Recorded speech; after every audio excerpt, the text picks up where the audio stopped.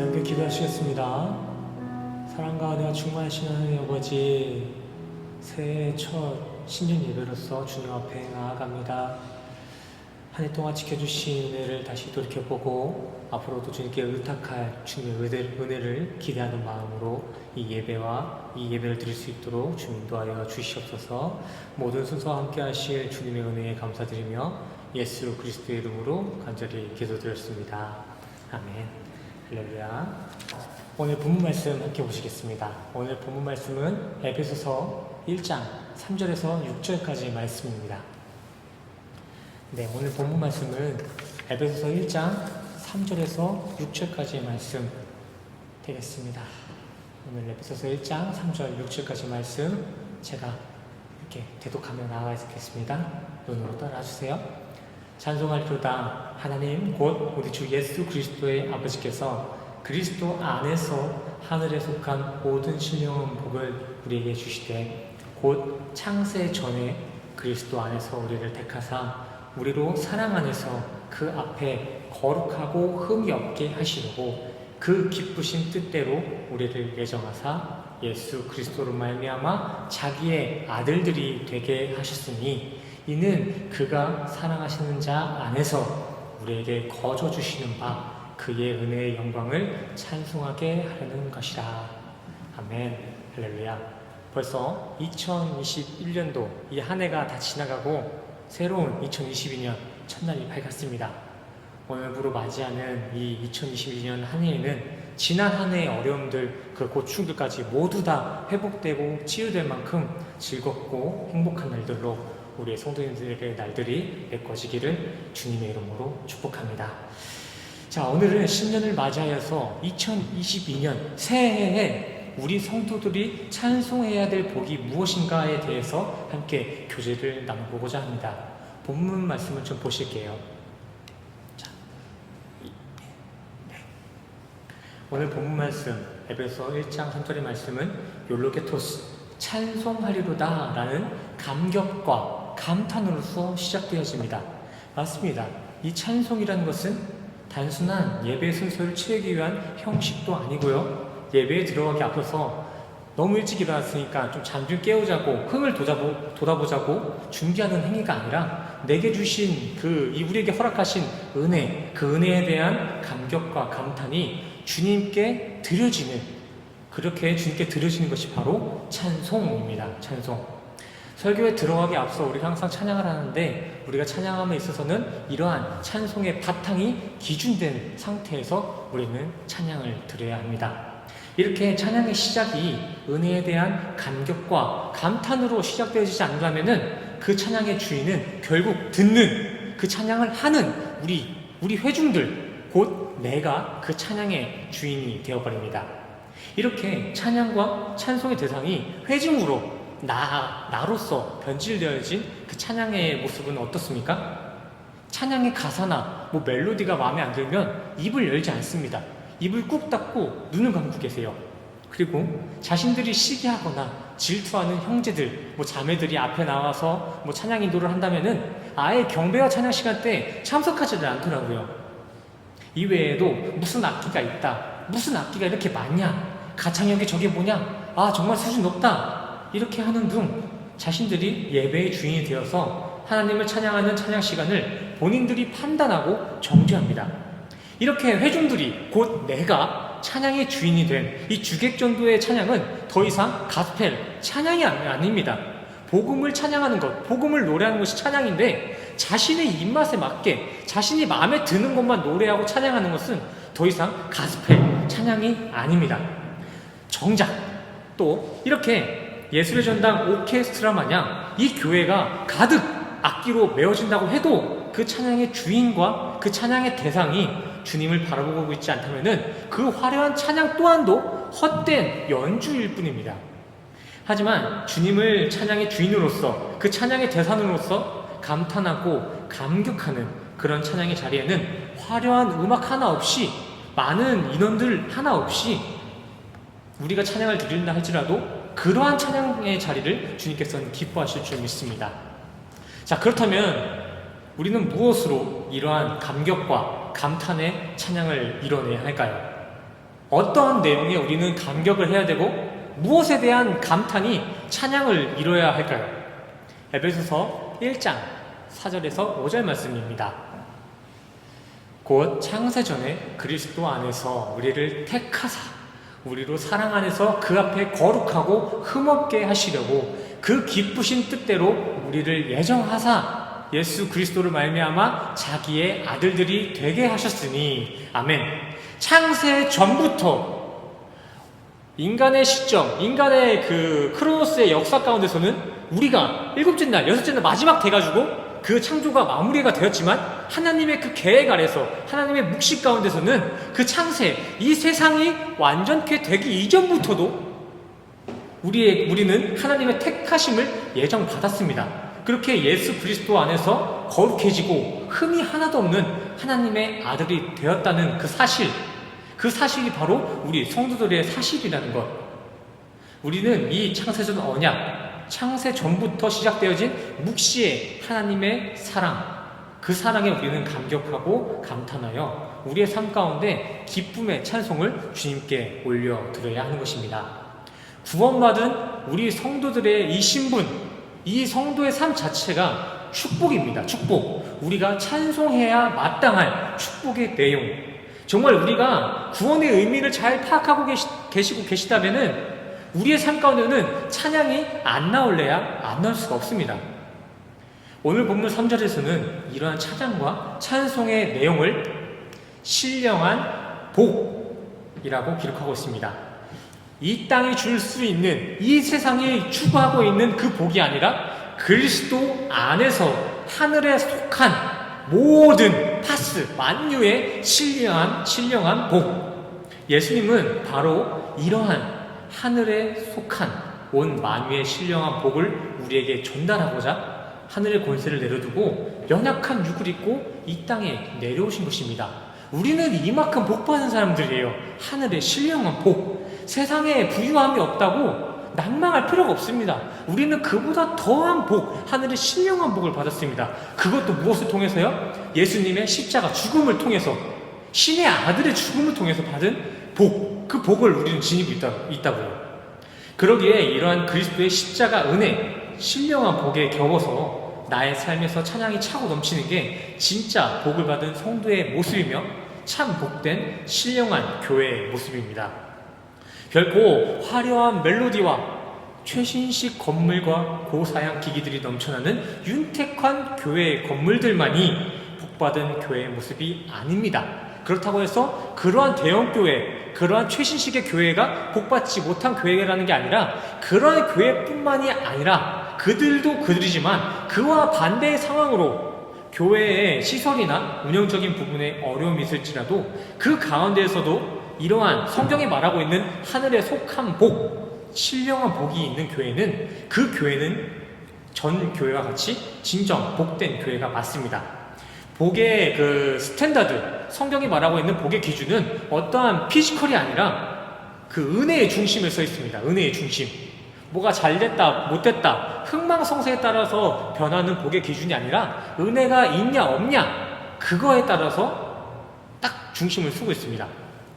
그러나 이러한 완전한 복이 이렇게 인간의 시간, 크로노스의 시간에서 예수님으로부터 완성되기 전까지에는 인간의 복에 대한 그 이해를 위해서 그 복의 대상에 재산의 풍요나 또는 자식의 번성, 땅의 번영과 같은 인간의 편의로운 것들로 대체되어 상징되었었습니다.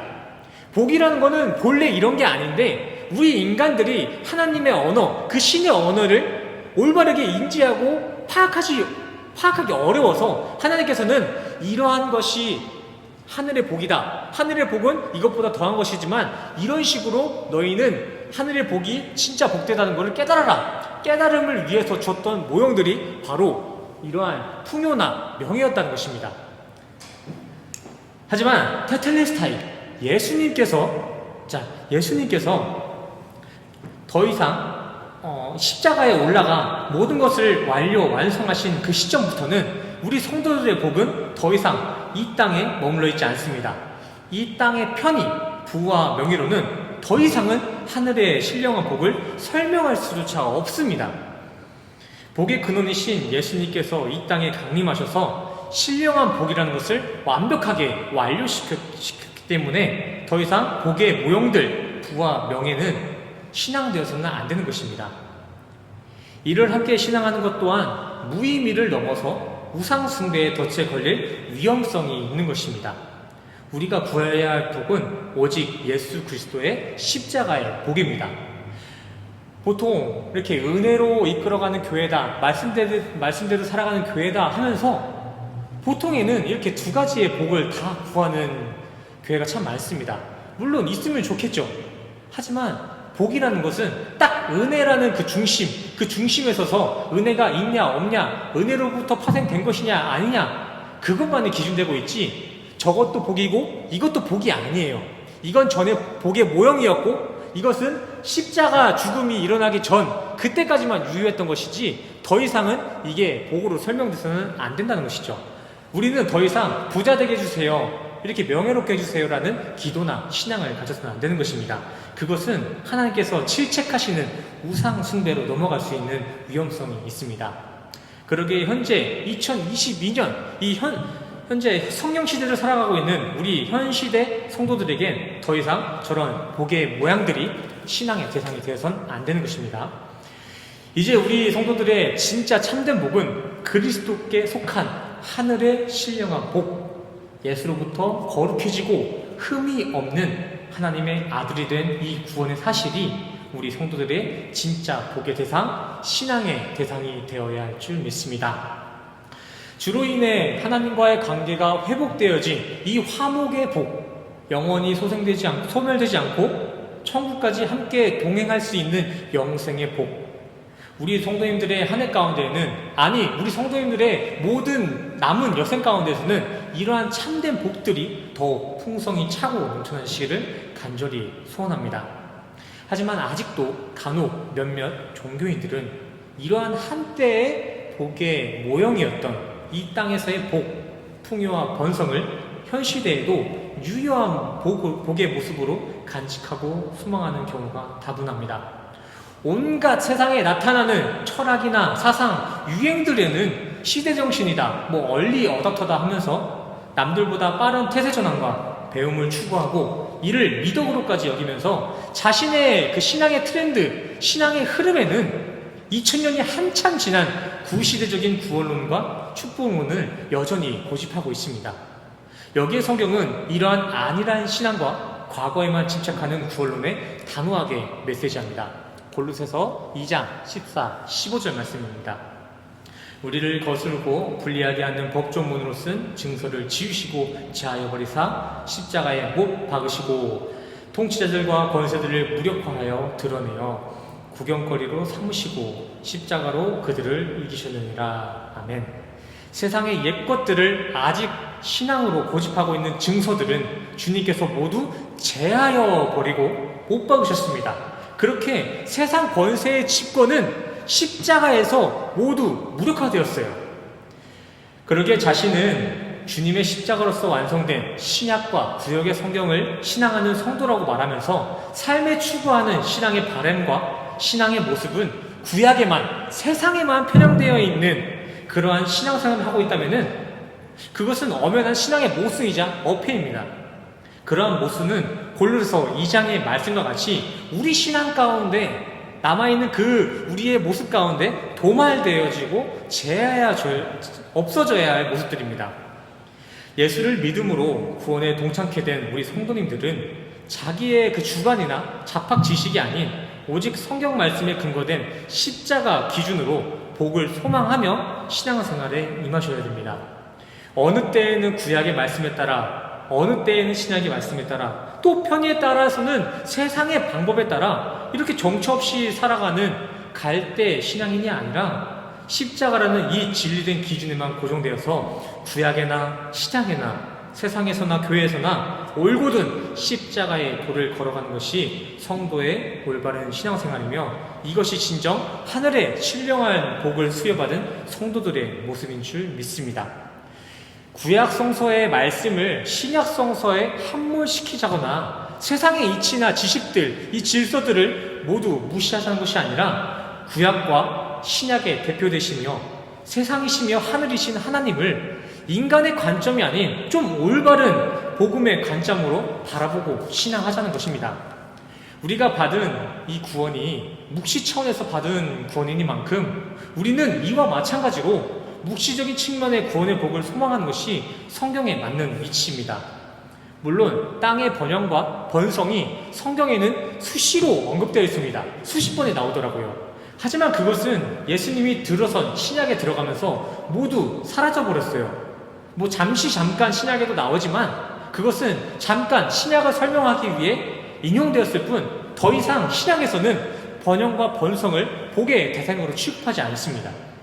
성령 시대를 살아가는 우리 성도님들은 이제 모든 번영과 번성의 뿌리, 그 복의 근원으로 오신 예수 그리스도를 복으로 인정하시고 신앙하시기를 간절히 소원합니다.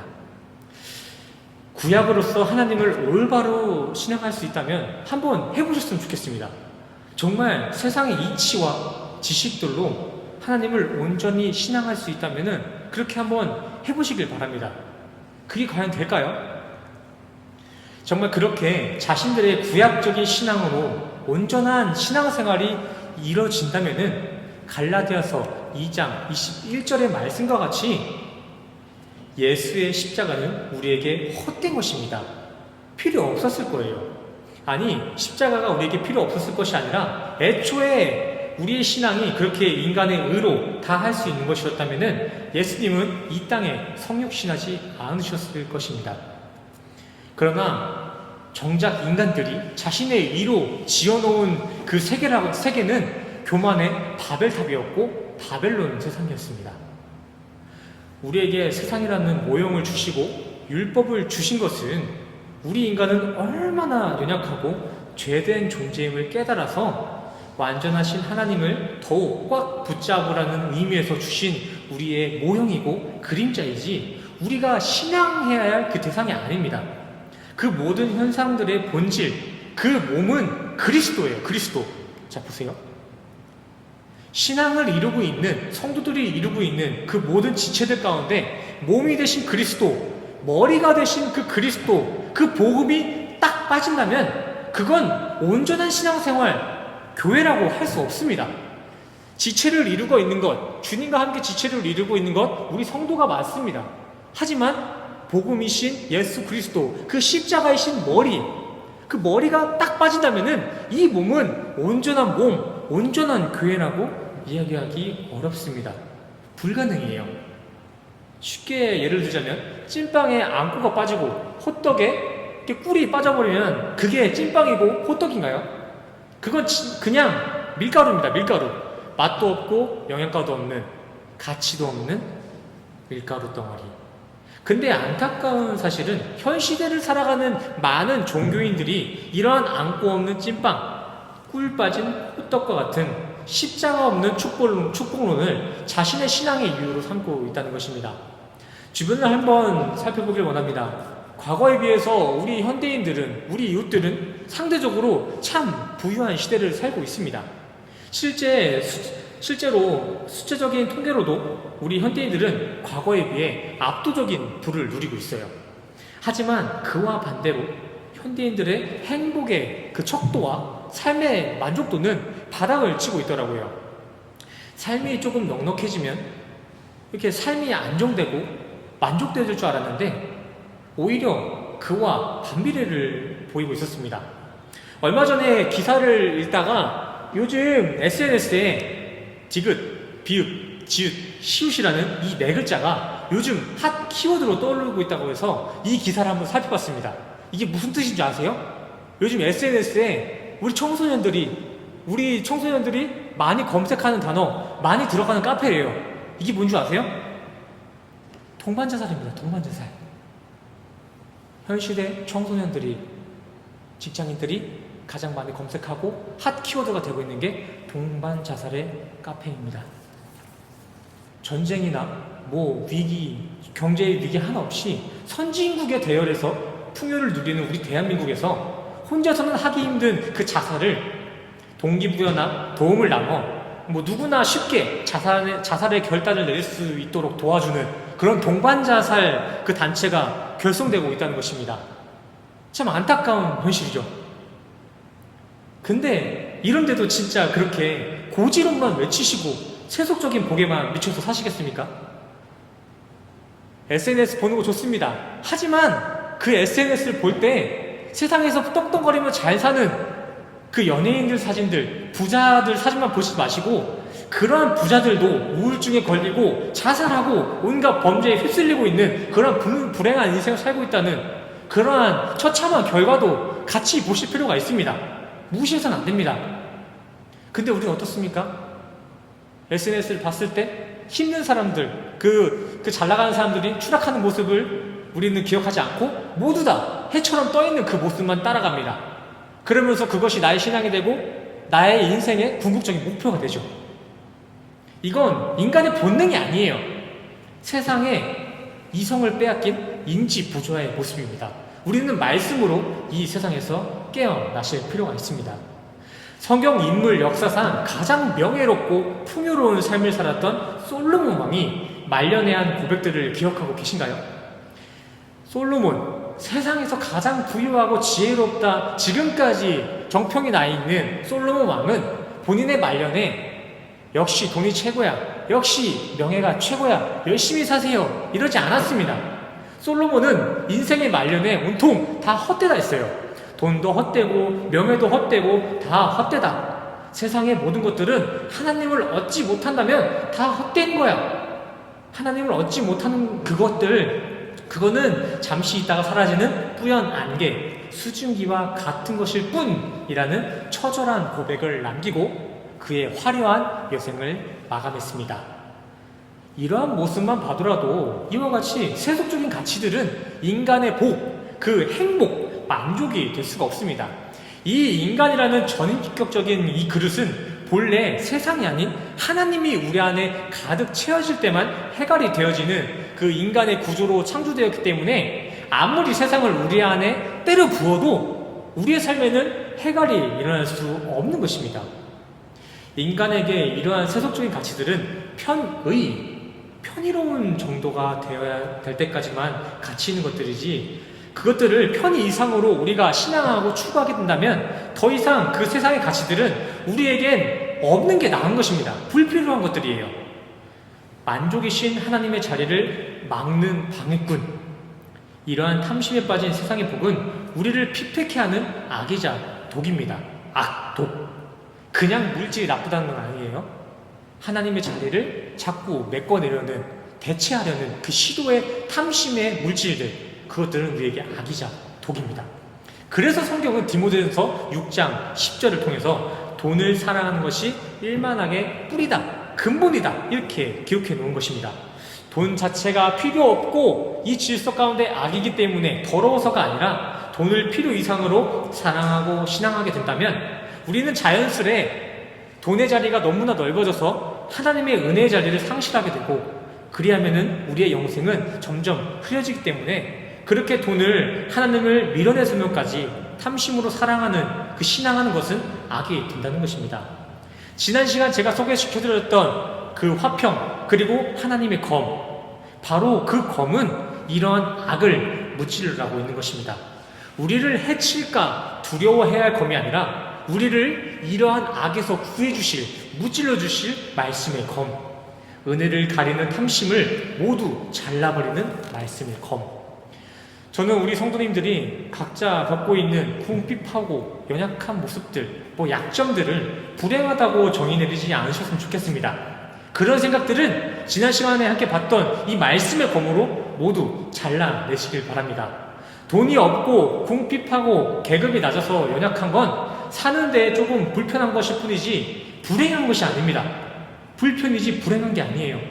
정말 그것 없이 그 재산들이 없고 세상에 편의들이 없는 것이 불행이고 있음이 행복이었다면은 예수님께서는 자신들을 따르는 이들에게 자신의 전토를 버리고 자신의 가족들을 모두 버리고 오라고 하지 않았을 것입니다. 하지만 예수님은 자신을 따르고자 하는 이들, 제자가 되고자 하는 이들, 구원을 받고자 하는 이들, 해갈을 원하는 이들, 그러한 이들에게 너희들이 가지고 있던 그 모든 것을 버리고 오직 자기 십자가를 지라고 말씀하셨습니다. 진정 예수의 제자가 되는 길, 진정 행복을 찾는 길은 이 십자가에 있었기 때문입니다. 우리가 행복해질 수 있는 것, 우리가 주님의 참 제자가 될 수 있는 방법, 그것은 세상의 풍요나 번영이 아니라 십자가에만 있었기 때문에 예수님께서는 그의 제자들에게 십자가만을 소개시켜줬던 것입니다. 이와 같은 맥락으로 우리가 사도 바울과 같이 오직 은혜로 자족할 수 있는 마음을 갖는다면 우리는 감옥에서나 전장 속에서나 이 코로나 속에서나 고난과 핍박 속에서도 우리는 지금과 같이 평안하고 행복할 수 있는 것입니다. 끽해봐야 얼마 더 있고 얼마 더 없음에 행복의 기준을 두시 마시고 복의 원형이신 하나님, 복의 근원이신 말씀을 기준 삼아 매일 그 하나님이신 말씀과 동행하여 하나님과 행복한 나날을 보내시기를 간절히 소원합니다. 마지막으로 야고보서 5장에서는 욥의 고난과 인내, 그리고 하나님께서 그에게 주신 아름다움의 결말을 인내하는 자가 복되다라고 증언해주고 있습니다. 우리 성도님들의 새로운 한 해 2022년도에도 세상은 분명히 그 구약의 복, 세속적인 축복론을 철저히 무시하는 듯 현실을 살아가는 우리 성도들에게 고난과 핍박을 어김없이 던지실 것입니다. 2022년도에도 쉽지만은 않을 거예요. 하지만 참된 복을 깨달으신 우리 새생명교회 성도님들은 이렇게 닥쳐올 일들에 두려워할 게 아니라 참 복이신 예수 그리스도의 십자가 복음만을 붙잡아서 고난이든 역경이든 어떤 상황에 처하든지 매 삶이 주로 인해서 복되고 즐거운 날들로 이루어져 나가시기를 간절히 소원합니다. 복이라는 것, 진짜 행복은 내 밖이 아닌 내 안에 계시는 예수 그리스도께 있습니다. 내 안을 그리스도로 가득 메워 남아있는 그 삶의 여정 가운데서도 참 복되고 행복한 삶을 보내시기를 간절히 소원합니다. 주 안에서 복되고 즐거운 한 해 보내시기를 간절히 축원합니다. 아멘. 우리 이 시간 시편 1절에서 6절까지의 말씀만 읽어보고 오늘 말씀을 줄이도록 하겠습니다. 시편 1편 1절에서 6절까지입니다. 네, PPT가 준비가 안 되어 있으니까 성경을 찾아주시고 성경을 준비 못하신 분들은 제가 대독하겠습니다. 귀로 들으시고 눈으로 따라주세요. 시편 1절 6절. 복 있는 사람은 악인들의 꾀를 따르지 아니하며 죄인들의 길에 서지 아니하며 오만한 자들의 자리에 앉지 아니하고 오직 여호와의 율법을 즐거워하여 그의 율법을 주야로 묵상하는도다. 그는 시냇가에 심은 나무가 철을 따라 열매를 맺으며 그 잎사귀가 마르지 아니함 같으니 그가 하는 모든 일에 다 형통하리로다. 악인들은 그렇지 아니하며 오직 바람이 나는 겨와 같도다. 그러므로 악인들은 심판을 견디지 못하며 죄인들이 의인들의 모임에 들지 못하리로다. 무릇 의인들의 길은 여호와께서 인정하시나 악인들의 길은 망하리로다. 아멘. 우리 함께 기도하시겠습니다. 사랑과 은혜가 충만하신 하나님 아버지, 우리를 한 해 동안 주님의 은혜 가운데 안전히 이끌어 주시고 또다시 주님의 은혜로 새로운 한 해를 맞이하게 해주심에 감사를 드립니다. 우리의 모든 생사화복, 그 복의 근원이 주님께 있는 줄 압니다. 오직 주님만을 갈망하며 주님이 주시는 하늘의 복만을 추구하며 살아가는 성도다운 성도의 삶으로 올 한 해를 인도하여 주시옵소서. 이 시간 모든 복은 주님이십니다 라는 고백으로 주님 앞에 물질로서 봉헌하는 이들이 있습니다. 그들의 삶을 주님의 방법으로 복되게 하여 주시옵소서. 다시 주어진 하루를 살아갑니다. 무엇이 진정 우리가 누려야 할 복의 모습인지를 항상 기억하며 참 복만을 누리며 살아가는 우리 모두가 될 수 있도록 도우시고 인도하여 주시옵소서. 모든 것 감사드리며 예수 그리스도 이름으로 간절히 기도드렸습니다. 아멘. 우리 다 같이 가슴에 손을 모으고 우리 함께 서로를 축복하는 시간 갖겠습니다. 함께 축도하시겠습니다. 지금은 우리 주 예수 그리스도의 은혜와 십자가에서 완성하신 주님의 사랑과 참 복되심이 신년 예배에 모이신 우리 교회된 성도님들의 머리머리 위에 지금으로부터 영원까지 함께 하시기를 간절히 축원하옵나이다. 아멘.